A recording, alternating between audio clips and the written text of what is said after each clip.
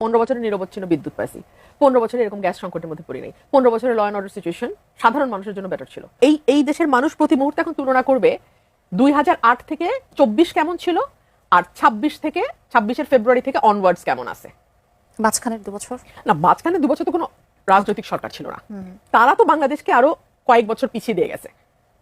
Mob violence, উগ্রপন্থার উত্থান etcetera etcetera, ওগুলো বাদ দিলাম। আমি দুটো পলিটিক্যাল গভর্নমেন্টের তুলনা করি। মানুষ তুলনা করবে 8 থেকে 24 এবং তারপর 26-এর ফেব্রুয়ারি থেকে অনওয়ার্ডস। সেখানে 15 মাসের সাথে 5 মাসের তুলনা কি ঠিক হয়?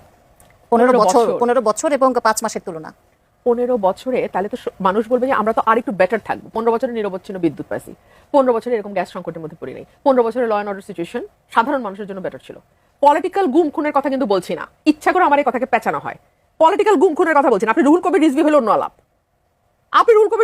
আলাপ, কিন্তু আপনি যদি কুদ্দুস হন, সেলিম হন, রহিম হন, করিম হন, তাহলে আপনার জীবনে 100 দিনে 605টা খুন, ইট ম্যাটার্স। আপনার জীবনে 2500-এর উপর 100 দিনে ছিনতাই, চুরি, ইট ম্যাটার্স। 3000-এর উপরে রেপ বা নারীর উপর অপারেশন, ইট ম্যাটার্স। ঠিক আছে? এবং বলা হচ্ছে যে আগের তুলনায় এই ক্রাইম বেড়েছে। এবং আপনি যখন দেখবেন যে এই ক্রাইম কন্ট্রোলের দায়িত্ব যে মন্ত্রীর, তিনি সারাক্ষণ সংবিধান নিয়ে পেঁচাল পারেন জ্ঞানী ভাব ধরে এবং নিজের মন্ত্রণালয়ে জিরো পারফরমেন্স দেখান, তখন সার্টেনলি আপনার ভালো লাগবে না রে ভাই।